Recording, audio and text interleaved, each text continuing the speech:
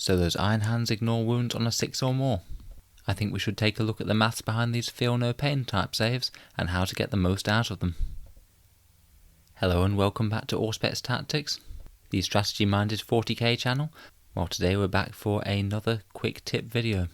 Today I'd like to have a quick chat about the ability to shrug off wounds, which is quite common throughout 8th edition 40k. The Death Guard have their Disgustingly Resilient, the Iron Hands have their 6+ ability to ignore wounds, via the Flesh is Weak, House Tyrannus Imperial Knights and Genestealer Cult's Aberrants are among a number of recipients of this benefit.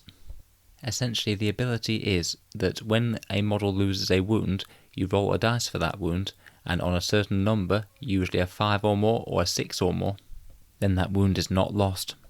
So for example, if you had, say, an Iron Hands Space Marine that lost a wound due to being shot by a lasgun, then you'd roll a dice, and if you happen to roll that sweet 6, then it would just laugh off the damage, as it only causes minor damage to, say, a bionic leg or something. Now, on the face of it, it just looks like this would give you a flat 1/6 buff to your durability, as essentially you just ignore 1/6 of the wounds that come in from incoming fire. But the truth is actually a little bit more complicated than that. Firstly, for 1-wound infantry models, the buff might not be quite as big as you'd imagine. The reason being that if your 1-wound infantry models get hit by a damage 2 weapon, which there are quite a few of out there in 40k, whether it's overcharged plasma, Avenger Gatling cannons from Imperial Knights, auto cannons, or others, there's actually quite a lot of damage 2 weapons with a high rate of fire. This means that whenever you're hit on a 1-wound infantry model with the 2 damage weapon, you're essentially only having a 1 in 36 chance to keep that model alive. So if your 1-wound infantry models ever get targeted by anything that's greater than damage 1, the buff is actually far less than 1/6, which is a bit of a shame. Conversely, this means that the 6-up Feel No Pain save is actually a lot better on big vehicles, or multi-wound models such as Primaris Space Marines. Because each time you get hit by a multi-damage weapon, you get to roll a dice for each individual wound caused, and each 6 that you roll genuinely will stop a wound being suffered. You get to maximise the potential of this buff.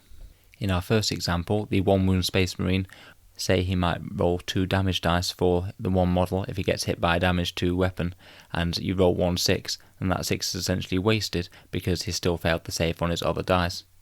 If you take, say, 6 damage on an Iron Hands Rhino, then every 6 that you roll is a saved wound, so it does actually get the full amount out of this buff.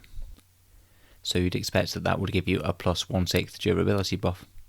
But it's actually better than that on large vehicles, because for each save that you've passed, it means that you'll have an additional wound on the vehicle, and that save can then again be passed by Feel No Pain. So you're essentially adding another 1/6 chance after that 1/6 has been passed.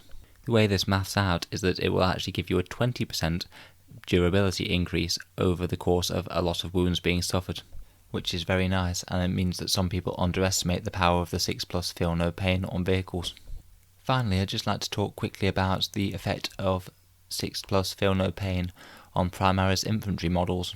We'll take the case in point about, say, if you're firing something at Intercessors.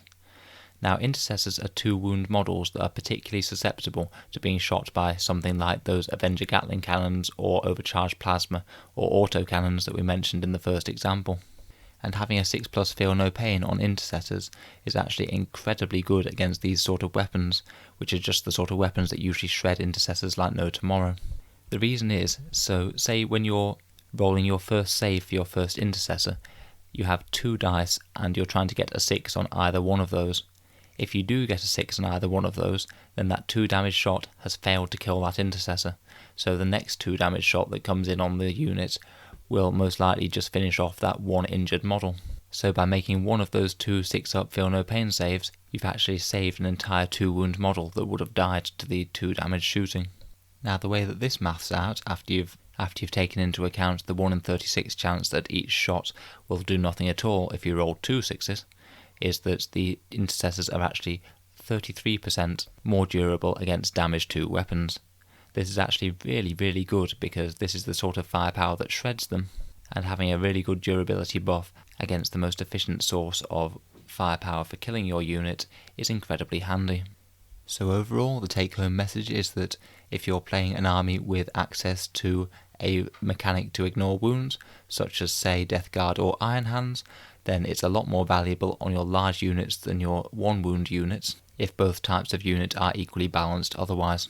In an army like Iron Hands, in theory, the 1 wound unit and the 2 wound and more units should be equally balanced, as most armies don't have access to this mechanic, which skews you towards taking large models. Therefore, if you do have the points available, I'd certainly consider thinking about taking intercessors over, say, standard tactical marines, and I'd certainly consider taking as many vehicles as possible in an Iron Hands army, but then we've got a million reasons to do that already.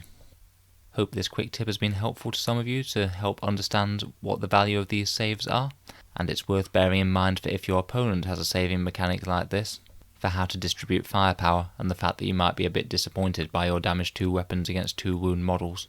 Thanks again for listening to Auspex Tactics. Consider subscribing for more content like this, and I'll see you guys in the next video.